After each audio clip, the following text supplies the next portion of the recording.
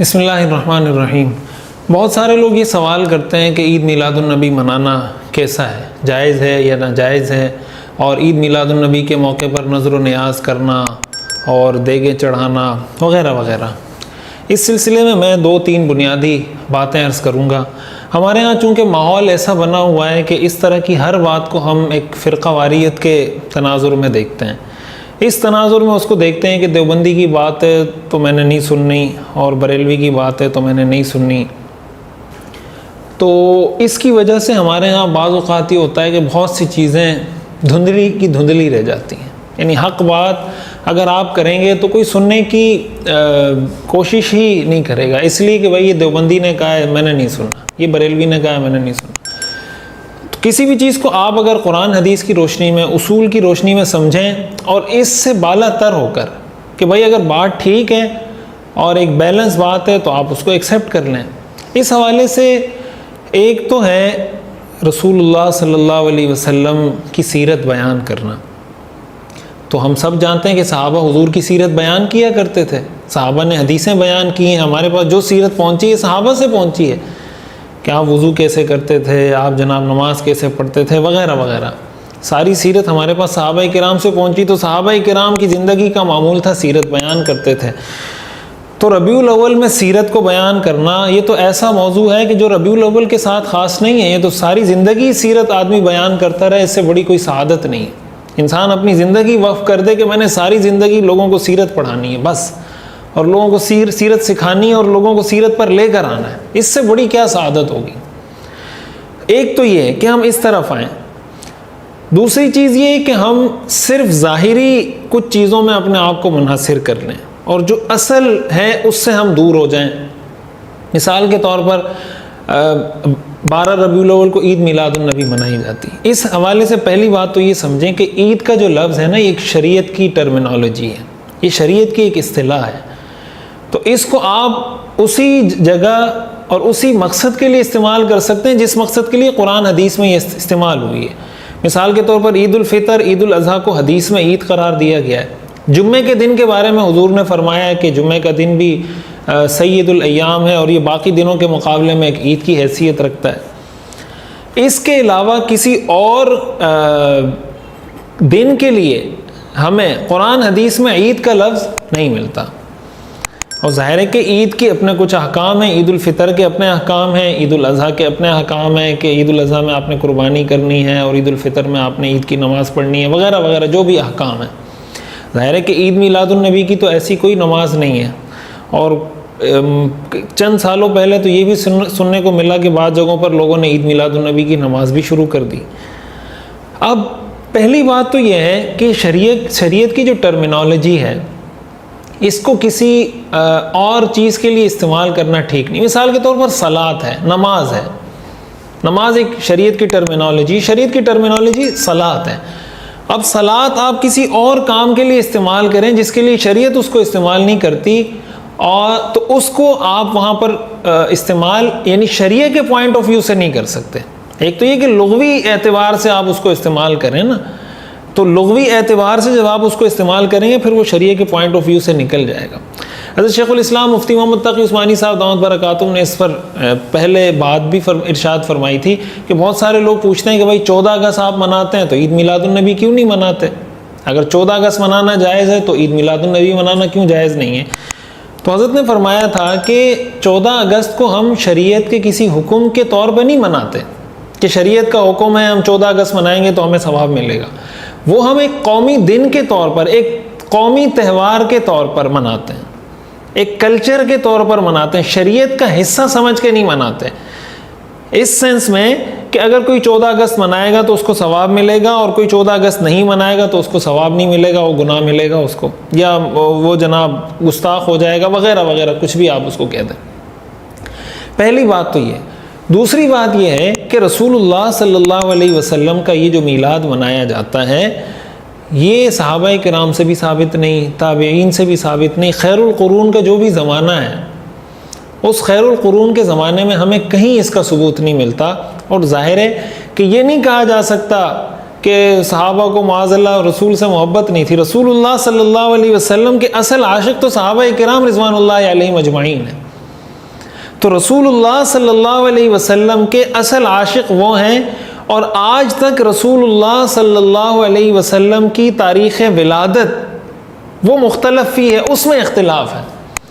اگر صحابہ کرام کے دور سے اس کا کوئی رواج ہوتا تو آج مورخین کا رسول اللہ صلی اللہ علیہ وسلم کی تاریخ ولادت کے بارے میں کوئی اختلاف نہیں ہوتا۔ مثال کے طور پر عید الفطر یکم شوال کو ہوتی ہے۔ اب یہ عید ہے نا، اسلام کا تہوار ہے، تو آپ کو کوئی اختلاف نہیں ملے گا کہ دیوبندی کہہ رہے ہوں کہ 1 شوال کو عید الفطر ہوگی اور بریلوی کہہ رہے ہوں کہ 10 شوال کو عید الفطر ہوگی۔ عید الاضحیٰ ہے وہ 10 ذی الحجہ کو ہوتی ہے، تو اس میں آپ کو کسی کا اختلاف نہیں ملے گا کہ دیوبندی کہہ رہے ہیں کہ 10 ذی الحجہ کو عید الاضحیٰ ہے اور بریلوی کہہ رہے ہیں کہ 20 ذی الحجہ کو۔ یہ دن صحابہ نے نوٹ کر کے ہم تک پہنچا دیے کہ عید الفطر کا دن یہ ہے، عید الاضحیٰ کا دن یہ ہے، اور جو عاشورہ کا دن ہے وہ 10 محرم کا وہ یہ دن ہے۔ ہر چیز ہم تک متعین کر کے پہنچا دیے۔ یہ دن جو آج تک متعین نہیں ہو سکا تاریخ کی کتابوں میں، اس کی بنیادی وجہ بھی یہ کہ صحابہ کے دور میں، تابعین کے دور میں، خیر القرون کے دور میں اس کو اس طرح سیلیبریٹ نہیں کیا جا سکتا تھا، نہیں کیا جاتا تھا۔ اس لیے بھی اچھا اس موقع پہ یہ بات کی جاتی ہے کہ بھائی رسول اللہ صلی اللہ علیہ وسلم کے دور میں تو سیرت کے جلسے بھی نہیں ہوتے تھے، تو آپ سیرت کے جلسے کیوں کرتے ہیں؟ یہ رسول اللہ صلی اللہ علیہ وسلم کے دور میں تو اس طرح کے مدرسے بھی نہیں تھے جس طرح کے مدرسے آپ نے بنائے ہوئے ہیں، تو آپ نے یہ مدرسے کیوں بنائے ہوئے ہیں؟ اور اس طرح کی بہت ساری مثالیں دی جاتی ہیں کہ یہ سب کچھ رسول اللہ کے دور میں نہیں تھا، آپ یہ سب کچھ کر رہے ہیں تو جائز ہو گیا، سب کچھ کر رہے ہیں تو جائز ہو گیا، اور اگر عید میلاد النبی کسی نے منا لی تو وہ ناجائز ہو گیا۔ دیکھیں اس حوالے سے اصولی بات سمجھنے کی ہے کہ 2 چیزیں ہوتی ہیں، ایک کو کہا جاتا ہے ذریعہ اور ایک کو کہا جاتا ہے مقصود۔ ایک ہے کہ کسی چیز کو آپ اختیار کریں ذریعے کے طور پر، ایک وسیلے کے طور پر، ایک میڈیم کے طور پر۔ مثال کے طور پر آپ مائک استعمال کرتے ہیں، رسول اللہ صلی اللہ علیہ وسلم نے مائک استعمال نہیں کیا تھا لیکن ہم استعمال کر رہے ہیں، لیکن ہم اس کو ایک ذریعہ سمجھتے ہیں۔ ذریعہ سمجھنے کا مطلب کیا ہوا کہ اگر کوئی مائک استعمال کرے، سبحان اللہ، اگر کوئی کہتا ہے میں مائک استعمال نہیں کرتا، ہم اس کو یہ نہیں کہیں گے یہ گستاخ ہے، یہ ناجائز کام کر رہا ہے، یہ شریعت کے خلاف کام کر رہا ہے، اس کو رسول اللہ صلی اللہ علیہ وسلم سے محبت نہیں، یہ مائک کیوں استعمال نہیں کر رہا، کبھی ہم نہیں کہیں گے۔ کیوں؟ اس لیے کہ یہ ذریعہ ہے۔ ہمیشہ اعتراض کس بات پر ہوتا ہے؟ جب کوئی چیز مقصود ہوتی ہے، ہدف ہوتی ہے، اور اس کو کوئی اختیار نہ کرے۔ مثال کے طور پر نماز ایک مقصودی چیز ہے، ایک عبادت ہے۔ اب کوئی آدمی نماز نہ پڑھے نا تو آپ اس کو کرٹیسائز کر سکتے ہیں کہ بھائی یہ نماز نہیں پڑھتا، روزہ نہ رکھے اس لیے کہ روزہ ایک مقصود ہے، یہ کوئی ذریعہ نہیں ہے۔ جب مقصود ہے تو روزہ نہیں رکھے گا تو آپ اس کو کرٹیسائز کر سکتے ہیں۔ لیکن سیرت النبی کا جلسہ ہو رہا ہے اور سیرت النبی کے جلسے میں کوئی شرکت کرتا ہے اور کوئی شرکت نہیں کرتا، یا کوئی سیرت النبی کا جلسہ منعقد کرتا ہے اور کوئی سیرت النبی کا جلسہ منعقد نہیں کرتا۔ دنیا میں کتنے مسلمان ہیں جو سیرت النبی کا جلسہ منعقد نہیں کرتے؟ ایسے بھی ہوں گے جو شاید کبھی زندگی میں کسی ایک سیرت النبی کے جلسے میں شریک نہیں ہوئے ہوں گے۔ ان کے بارے میں کیا ہم یہ کہیں گے کہ معاذ اللہ یہ گستاخ رسول ہیں، ان کو اللہ کے رسول سے محبت نہیں ہے؟ نہیں۔ کیوں؟ اس لیے کہ سیرت کا جلسہ مقصود نہیں ہے، سیرت کا جلسہ تو ایک ذریعہ ہے۔ اسی طرح مدرسہ ہے کہ مدرسہ اٹ سیلف مقصود نہیں ہے۔ کوئی اگر مدرسہ نہیں بنایا، ہم اس کو یہ نہیں کہیں گے کہ یہ مدرسہ نہیں بنا رہا، یہ دین کا دشمن ہے۔ بعینی ہی یہ چیز جب عید میلاد النبی کے موقع پر آتی ہے تو یہ جب کہا جاتا ہے نا کہ جو عید میلاد النبی نہیں مناتا وہ در حقیقت گستاخ رسول ہے، اس کو در حقیقت اللہ کے رسول صلی اللہ علیہ وسلم سے محبت نہیں، جب یہ بات کی جاتی ہے اس کا مطلب یہ ہوا کہ آپ نے اس کو ذریعہ نہیں بنایا، آپ نے اس کو ذریعہ نہیں سمجھا، آپ نے اس کو مقصود بنا لیا۔ جب آپ اس کو مقصود بنا لیتے ہیں اس کا مطلب یہ دین میں آپ نے اضافہ کر دیا۔ رسول اللہ صلی اللہ علیہ وسلم کی ولادت کا تذکرہ یہ تو آپ کی سیرت کا پارٹ ہے، آپ کی سیرت کا حصہ ہے، تو ہم بھی بیان کرتے ہیں، ساری دنیا بیان کرتی ہے، لیکن اس کو اس طریقے سے مخصوص کر کے بیان کرنا اور بیان اس دن اس مخصوص طریقے سے اس دن کو سیلیبریٹ نہ کرنے پر اعتراض کرنا اس بات کی نشانی ہے کہ اس کو آپ نے شریعت کا کوئی خاص حصہ بنا دیا۔ اور جب شریعت میں ایسی کوئی چیز بڑھائی جاتی ہے، اضافہ کی جاتی ہے، تو ظاہر ہے کہ شریعت اس کی اجازت نہیں دیتی۔ اور ایک اہم بات سمجھنے کی اس موقع پر یہ بھی ہے کہ رسول اللہ صلی اللہ علیہ وسلم کا معمول سب جانتے ہیں، صحیح احادیث سے ثابت ہے کہ آپ اپنی ولادت کے دن روزہ رکھا کرتے تھے۔ پیر اور جمعرات کا روزہ آپ سب جانتے ہیں سنت ہے۔ تو جب حضور سے پوچھا کہ آپ پیر کا روزہ کیوں رکھتے ہیں، آپ نے فرمایا اس لیے کہ اس دن میری ولادت ہوئی ہے۔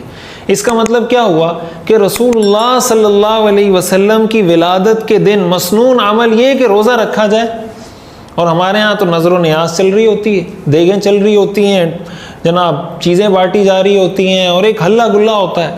تو چاہیے تو یہ تھا کہ رسول اللہ صلی اللہ علیہ وسلم کی محبت میں ہم پیر کے دن کا روزہ رکھتے، جمعرات کے دن کا روزہ رکھتے۔ تو اب اس موقع پر جو نظر و نیاز کی جاتی ہیں، جو دیگیں پکائی جاتی ہیں، جو کھانا پکایا جاتا ہے وغیرہ وغیرہ، تو اگر کوئی اچھی نیت سے اللہ کے لیے یہ سب کچھ کرتا ہے اور وہ یہ بھی نہیں سمجھتا کہ یہ کوئی ضروری ہے، وہ یہ بھی نہیں سمجھتا کہ جو نہیں مناتا تو اس کو وہ گستاخ بھی نہیں سمجھتا، اور اس کو وہ جناب یہ بھی نہیں کہتا کہ یہ عاشق رسول نہیں ہے، اس کو وہ یہ بھی نہیں کہتا کہ یہ گمراہ ہے وغیرہ وغیرہ، جو بھی ٹائٹل دیے جاتے ہیں، ساتھ ساتھ جو ہلڑ بازی اس موقع پر ہوتی ہے۔ آپ دیکھیں کئی دفعہ ہم نے دیکھا کہ روزہ رسول کا کیک بنایا، اس کو کاٹ کے پھر جناب کھا رہے ہیں، بیت اللہ کا کیک بنایا، اس کو کاٹ کے پھر کھا رہے ہیں۔ آپ مجھے بتائیں یہ ادب ہے یا بے ادبی ہے؟ یہ عشق ہے یا یہ اس کو ہم کیا نام دیں گے؟ یہ کون سا عشق ہے کہ آپ نے روزہ رسول کا ماڈل بنایا کیک کا، پھر اس کو کاٹ کے آپ کھا رہے ہیں؟ ظاہر ہے یہ کوئی عشق تو نہیں ہے۔ پھر جس طرح کی شبیہیں بنا کے روڈوں پر لگا دی جاتی ہیں، تو وہ جو شبیہیں بنائی جاتی ہیں، آپ سمجھتے ہیں کہ اس کا تقدس، اس کا اس طرح ادب کیا جا سکتا ہے جس طرح کعبۃ اللہ کا یا روزہ رسول کے ادب کا حق ہے؟ ظاہر ہے کہ نہیں کیا جا سکتا۔ تو یہ تو ایک طرح سے بعض اوقات ہم بے ادبی کر رہے ہوتے ہیں، یعنی ادب کی نیت سے، نیت ہماری اچھی ہوتی ہے۔ میں یہ نہیں کہہ رہا کہ کوئی مسلمان اس نیت سے معاذ اللہ یہ کرتا ہے کہ کوئی بے ادبی، وہ اچھی نیت سے کرتا ہے، لیکن حقیقت میں جو ایز اے رزلٹ ہے، وہ رزلٹ یہ ہوتا ہے کہ بے ادبی ہو رہی ہوتی ہے۔ تو اس موقع پر پھر جناب جو جس طرح کی ہلڑ بازی جو میں نے آپ کو بتایا، بہت ساری خلاف شرع چیزیں اس میں آ جاتی ہیں۔ عید میلاد النبی اگر آپ اس طریقے سے مناتے ہیں نا کہ آپ رسول اللہ صلی اللہ علیہ وسلم کی سیرت کا تذکرہ کریں، لوگوں کو بتائیں ہمارے آقا کیسے تھے، آپ کی سیرت کیا تھی، آپ نے زندگی کیسے گزاری، آپ کیسے شوہر تھے، آپ کیسے سپہ سالار تھے، آپ کیسے حکمران تھے، آپ کیسے رہنما تھے، آپ کیسے لیڈر تھے، آپ کی سیاست کے اصول کیا تھے، تو سبحان اللہ، یہ تو ہم ساری زندگی ہمارے لیے عید میلاد النبی، ساری زندگی ہمارے لیے 12 ربیع الاول، یہ چیزیں ہم الحمدللہ ساری زندگی بیان کرتے ہیں۔ تو ان چیزوں کو اگر اس پورے پس منظر کے ساتھ سمجھا جائے اور کوشش کی جائے کہ جو حق بات ہے اس کو ایکسیپٹ کر لیا جائے، اور جو غلط بات معاشرے میں پھیلی ہوئی ہے، یا جو دیکھیں اس طرح کی چیزوں کو اگر بر وقت نہیں روکا جاتا نا، تو اس کا نتیجہ کیا ہوتا ہے کہ وہ چیزیں پھر پھیلنا شروع ہو جاتی ہیں، آگے چلنا شروع ہو جاتی ہیں، اس میں آگے چیزیں بڑھتی چلی جاتی ہیں، کم نہیں ہوتی۔ پھر ابھی جو عید میلاد النبی شروع ہوئی تھی، جب بھی شروع ہوئی تو یہ اس وقت ایسے نہیں منائی جاتی تھی جیسے آج منائی جا رہی۔ آپ دیکھیں پاکستان میں عید میلاد النبی منانے کا اسٹائل الگ ہے، ہندوستان میں الگ ہے، بنگلہ دیش میں الگ ہے، عرب ممالک میں ہر جگہ الگ اسٹائل ہے۔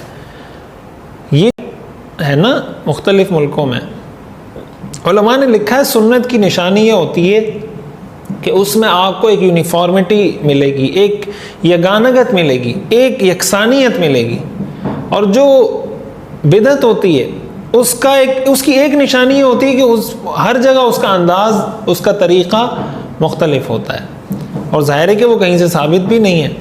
تو ان ساری چیزوں کو سمجھنے کی ضرورت ہے، اس کو اپنانے کی ضرورت ہے۔ اصل بات یہ کہ ہم سیرت کی طرف آئیں، عید میلاد النبی منائیں یا نہ منائیں، اللہ کے رسول کو منا لیں، ان کی سیرت کو اپنا لیں، تو اللہ کے رسول انشاءاللہ مان جائیں گے، وہ ہم سے راضی بھی ہو جائیں گے۔ اللہ تعالیٰ سے دعا ہے کہ اللہ تعالیٰ ہمیں قیامت کے دن رسول اللہ صلی اللہ علیہ وسلم کی شفاعت نصیب فرمائے۔ وآخر